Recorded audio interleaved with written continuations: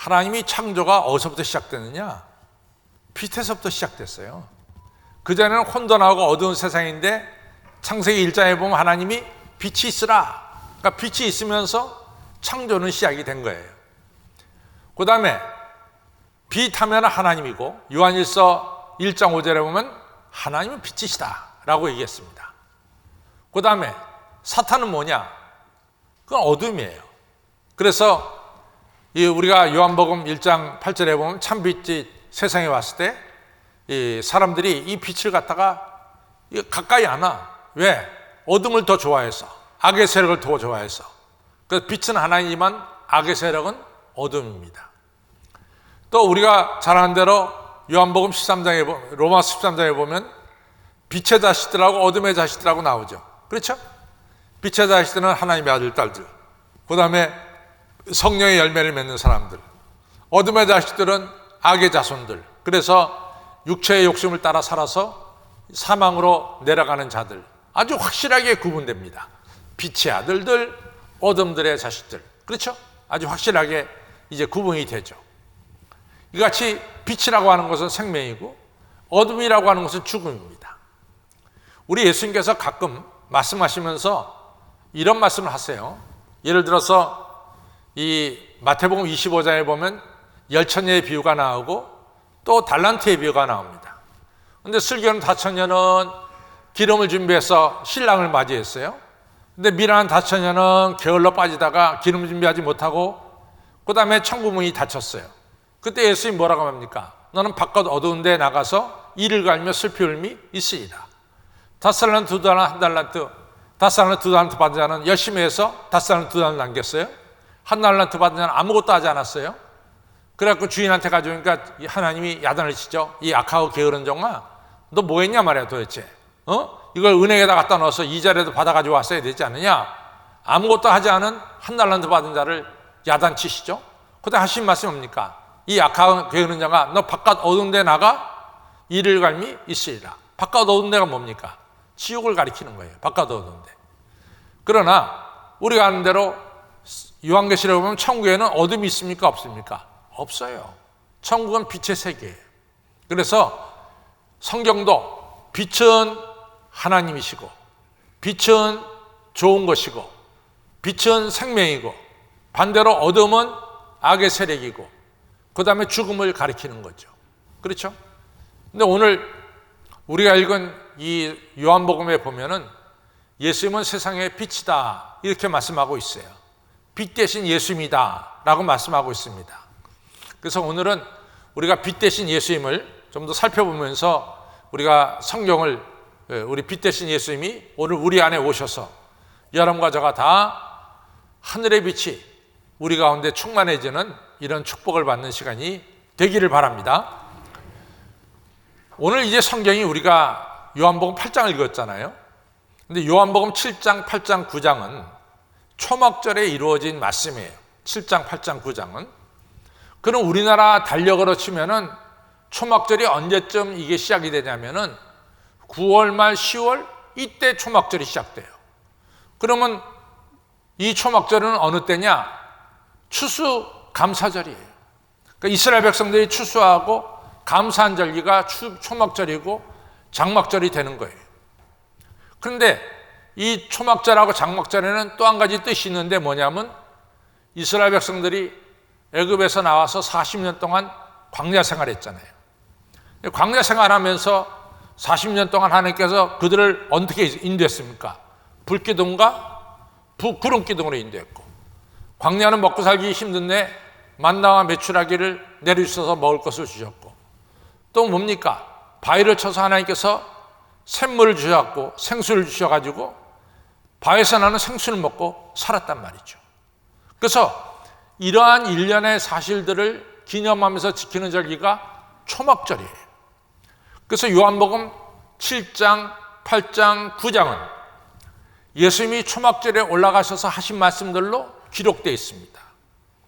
그래서 예수님이 초막절에 예루살렘에 올라가셔서 초막절 절기를 지키려고 온 모든 사람들을 모인 가운데서 예수님께서 이렇게 말씀하시죠. 너희 중에 목마른 자들은 다 내게로 오라.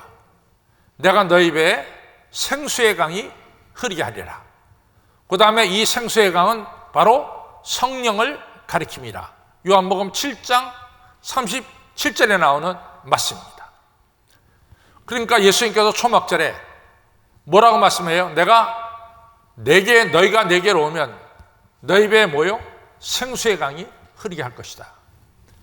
그 다음에 너에게 성령의 충만한 역사가 임하게 될 것이다. 이렇게 분명히 말씀하고 있습니다. 또 초막절에 하는 행사 중에 하나가 뭐냐면은, 제가 이제 여러분들에게 여러 번 말씀드렸는데, 우리 개념상 성전하면 이 빌딩을 가리키잖아요. 성전하면은. 근데 구약 성경에서 말하는 성전하면은 성전 빌딩을 가리키는 게 아니래요. 물론 빌딩도 포함됐죠. 근데 성전 빌딩은 나오스라고 그러는데, 성전 빌딩은 제사장하고 대제사장 외에는 들어갈 수가 없어요. 일반 성도들은 이 나오스라고 하는 건물에 들어갈 수가 없다고요. 그러면 일반 이 성도들이 와서 예배를 드리는 곳을 다 가리켜서 성전이라고 부르죠. 그럼 뭐냐? 나오스라는 빌딩 앞에 있는 뜰을 가리켜, 성전 뜰을. 그래서 건물 앞에 나선 조그만 부분인 제사장들만 다니는 제사장의 뜰, 그 다음에 큰 원을 그리면은 그 다음은 유대인 남자들이 다니는 뜰, 그 다음 원은 바로 유대인 여자들이 다니는 뜰, 그 다음 제 끄트머리로 있는 뜰은 이방인의 뜰입니다.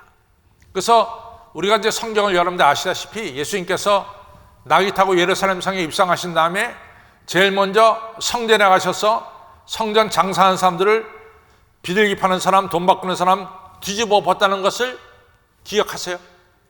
생전 처음 들으세요? 그런 얘기를 여러분들이 들었을 거예요. 그럼 그 장소가 어디냐? 바로 이방 여인들이 예배드리는 뜰이에요. 그 뜰에서 장사를 했는데 예수께서 그 장사한 것을 뒤엎으셨어요. 근데 초막절에는 바로 여인들이 드리는 예배의 뜰, 그 뜰에다가 이같이 지프로 된 불기둥을 4개를 갖다가 세워요. 그래서 이 불기둥에다 불을 붙입니다. 그럼 해가 지면서 불이 붙으면요, 그 예루살렘 주변에 있는 사람들이 다 볼 수 있어요. 예루살렘이 해발 820m 있습니다. 해발 820m. 그러니까 다 언덕에 있으니까 예루살렘 다 보일 거 아니겠어요? 그럼 뭐냐? 이 불기둥을 통해서 뭘 가리킵니까? 하나님이 우리를 빛으로, 생명으로 인도하시는 이 불기둥이다 라는 것을 보여주고 있죠. 이것이 바로 초막절에 이루어진 행사예요. 근데 초막절에 예수님이 이런 행사에 참여하면서 초막절에 모인 분들에게 뭐라고 말하냐? 목마르거든 다 내게로 오라. 내가 너희 배에 생수의 강이 흐르게 하리라. 이 생수의 강은 성령을 가리킵니다. 나는 세상의 빛이다. 이같이 내가 아는 것에 어둠이 물러가고 빛으로, 생명으로, 밝음으로 내가 너희를 인도한다 라고 하는 귀중한 말씀을 주셨어요. 1885년에 우리나라의 언더우드 아펜셀러 두 선교사가 인천항에 도착했어요. 이분들이 인천항에 도착하자마자 한국에 대해서 한 말이 뭡니까? 첫째, 조선 땅은 어둡다. 두 번째, 조선 땅의 사람들이 너무너무 가난하다. 찢어지게 가난했습니다. 세 번째, 조선 땅에 사는 사람들이 고집이 너무 세다. 이 세 가지가 다 들어맞는 얘기예요. 그 당시에 서양은 이미 전기가 있었잖아요. 그러니까 서양은 밝았습니다. 그런데 우리나라는 이같이 아직까지도 초롱불 켜고 살던 때예요. 그렇죠? 그러니까 우리나라는 너무 어둡죠. 두 번째로, 우리가 너무너무 가난했습니다. 그래서 19세기 말 20세기 초에 우리나라 사람들이 너무 가난하니까 요즘 말해서 이같이 이주 노동자들이 생겼어요. 이주 노동자들이. 그래서 멕시코 유카탄에 이처럼 애니깽 만들려고, 이 선인장 풀 뽑아서 밧줄 만들려고, 애니깽 만들려고 떠났죠. 또 하와이 뭡니까? 사탕수수 배려고 이같이 미국으로 이민 갔습니다. 이주 노동자죠. 가족끼리 간 게 아니에요. 다 남자들만 갔습니다. 이렇게 한국이 못 살았기 때문에 우리 조상들이 멕시코로 가고 또 미국 하와이로 가고 그랬어요. 또한 우리나라 사람들이 너무 고집이 세다는 거예요. 그것은 뭐냐면은 선교사들 눈에는 우리나라 사람들이 이해가 안 되는 거야. 그렇게 먹을 것이 없고 풀죽을 끓여 먹으면서도 글쎄 한 달에 한 보름 정도는 사람들이 제사상을 준비하는 거예요. 제사상을. 그러니까 지금 살아있는 사람도 먹고 살기 힘든데 죽은 조상들을 위해서 한 달에 보름을 갖다가 제사하는데 시간을 쓰는 것을 보니까 이 미국 사람들이 생각하기에 이해가 안 되는 거야. 제사 지내지 말라 그러면 조상한테 벌 받는다고 뭐 난리를 치는 거야. 그러니까 선교사들의 말을 안 들으니까 선교사들이 야 저렇게 못 먹으면서도 제사상살이고 말해도 듣지 않는 저 고집을 꺾을 수가 없어요. 그래서 조선 땅의 고집이 세다 이렇게 얘기했죠. 그런데 여러분 2021년 오늘 2월 21일 대한민국은 어둠의 나라입니까? 빛의 나라입니까? 빛의 나라예요. 여러분들 위에서 인공위성을 가지고 한반도를 찍으면 북쪽은 깜깜하고 남쪽은 그냥 밤하늘에 보석처럼 빛이 쫙 비치잖아요. 우리나라는 이제는 더 이상 어둠의 나라가 아니죠. 빛의 나라죠. 물론 그 안에 여러 가지 문제 있지만 우리나라가 빛의 나라가 되는 데는 여러분 누구 덕분에 빛의 나라가 됐습니까? 두말할 것 없이 우리나라 남한이 예수 믿어서 이렇게 된 거예요. 교회가 어떤 것입니까? 1880년에 선교사들이 와가지고 제일 먼저 교회 세웠어요. 복음을 전하려고. 두 번째 한 일이 뭡니까? 무지에서 깨우치려고 뭘 세웠어요? 학교들을 세웠어요. 그 다음 교회가 세 번째 한 일이 뭡니까? 병원들을 세웠다고요. 왜? 이같이 질병으로 죽어가는 조선 사람들 살리기 위해서 세브란스 병원을 비롯해서 얼마나 많은 기독교 병원을 갖다가 곳곳에 세웠습니까? 다 기독교인들이 병원을 세운 거예요. 오늘도 예수님의 관심이 뭐냐? 예수 믿어서 구원받는 거예요. 또 여러분 가져가 진리로 이같이 자유케 되는 거예요. 세 번째, 여러분 가져가 육신의 질병, 영적인 질병에서 치유받고 온전한 사람 되는 것이 하나님의 뜻입니다. 그래서 기독교가 들어와서 이같이 어둠에서 빛으로 우리를 인도했습니다. 그럼 상대적으로 북한이 사실은 이같이 해방되기 전에 처음에 북한은 얼마나 기독교를 잘 믿었어요. 여러분들 평양을 가리켜서 뭐라고 불렀습니까? 제2의 예루살렘이라고 불렀어요. 얼마나 예수님 믿는 사람들이 평양에 많았던지 평양을 가리켜서 제2의 예루살렘이라고 불렀어요.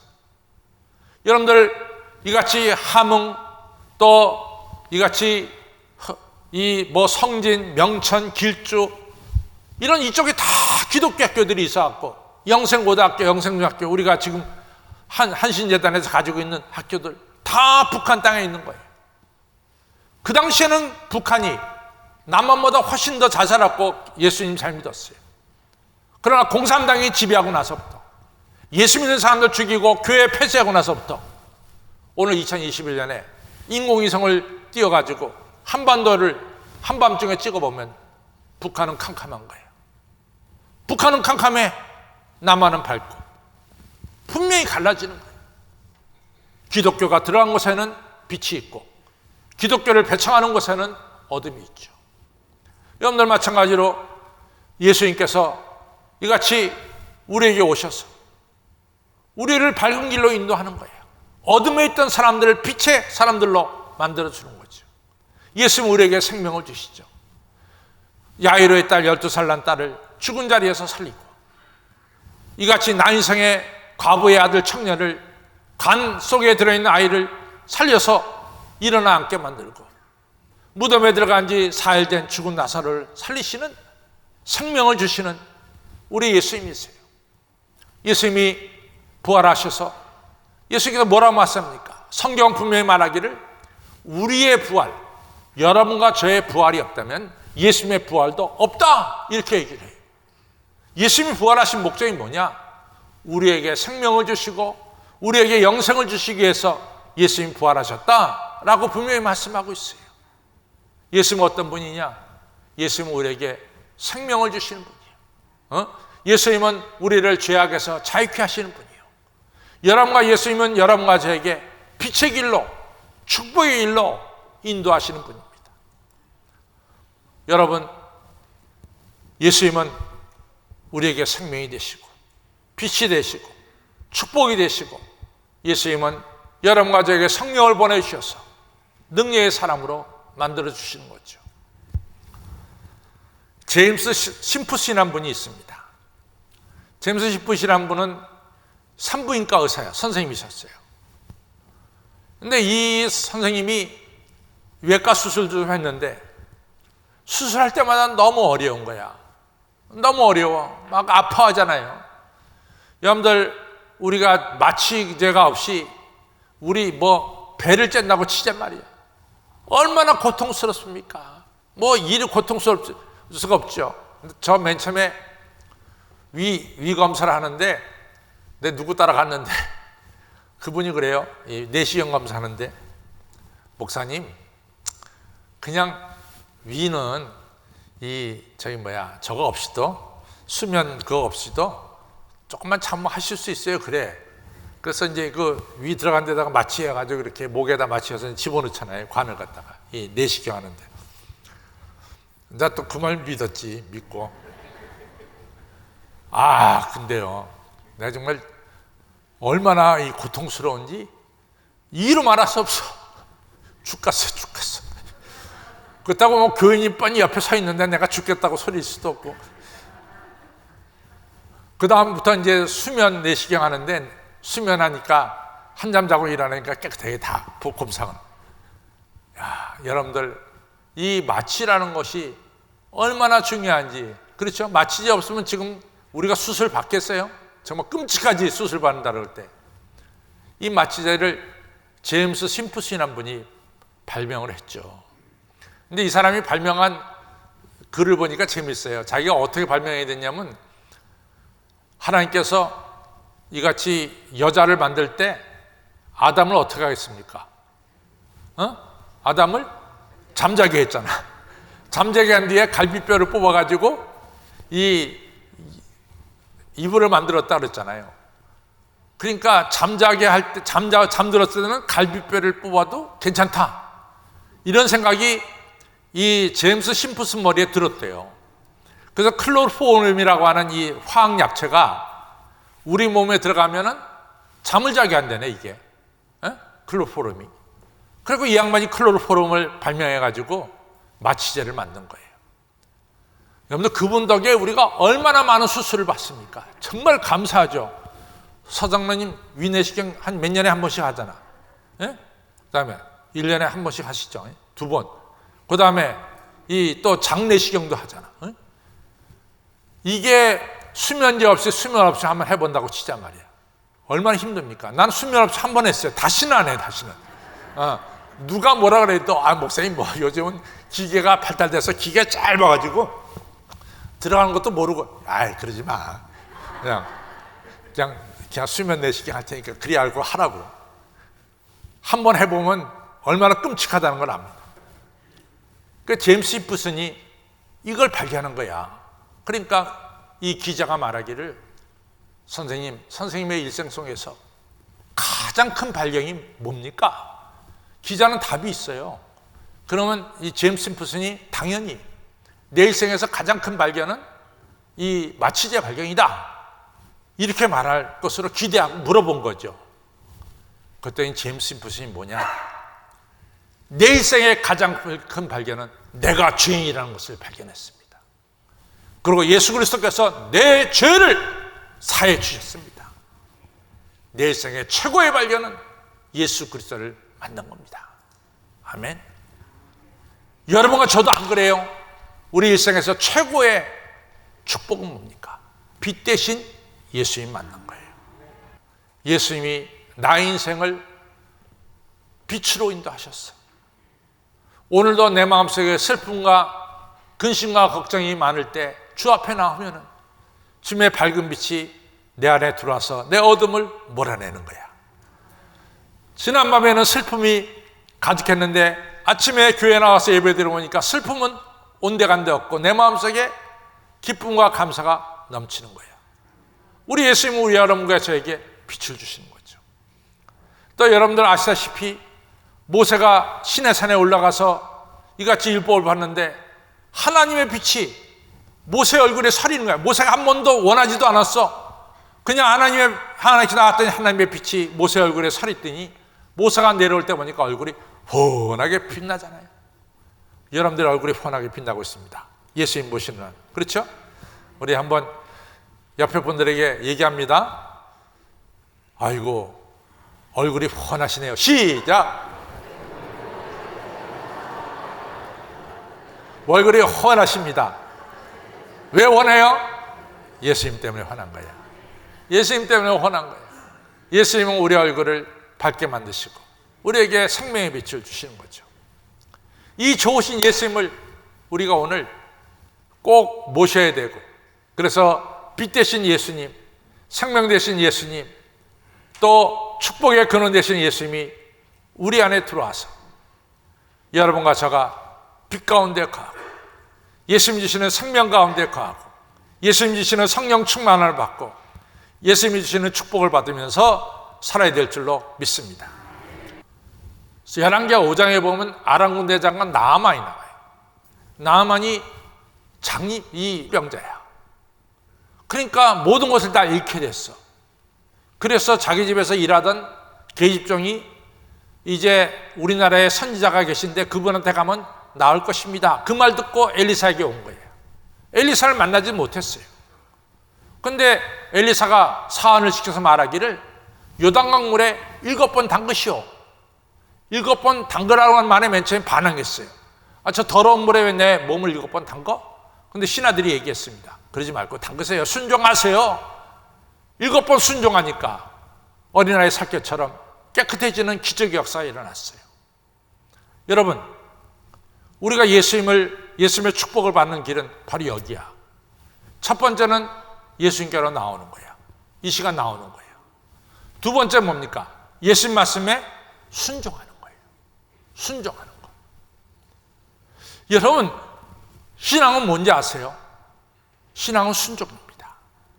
신앙은 정적인 것이 아니라 신앙은 동적인 거예요. 신앙은 가만히 있는 것이 아니라 신앙은 역동적으로 움직이는 게 신앙이에요. 여러분들 신앙생활 한다 그럴 때 가만히 있는 게 신앙생활이에요. 한 달란트 받은 자 가만히 있어서 지옥불에 갔어요. 신앙은 2달란트 5달란트 받은 것처럼 역동적으로 움직이는 거예요. 신앙은 운동력이 있습니다. 가만히 있는 게 신앙이 아닙니다. 신앙은 여러분과 저가 이같이 주의 말씀에 순종하고 주님을 따라가는 역동적인 행동이 있는 것이 신앙입니다. 여러분과 저가 예수님을 말미암아 구원받았어요? 가만히 계시면 안 돼. 예수님 말씀에 순종하는 자가 돼야 돼. 거기서 끝나는 게 아니야. 이 사람들은 다른 사람들한테 예수님은 우리의 구세주고 예수님께 나오면 우리가 새 인생을 살게 되고 그리고 예수님께 나오면 하늘의 축복을 받습니다. 전도해야 되는 거예요. 전도. 증인이 돼야 되는 거죠. 성도 여러분, 우리가 예수님 앞에 있어요. 예수님 앞에 나왔습니다. 예수님을 모셔드리시고 하늘의 밝은 빛으로 여러분들 마음에 어둠을 다 몰아내시기를 바랍니다. 여러분들 마음속에 기쁨과 평강과 소망이 가득 차기를 바랍니다. 나아가서 예수님을 증거하는 여러분과 저가 되시기를 주님의 이름으로 축원합니다.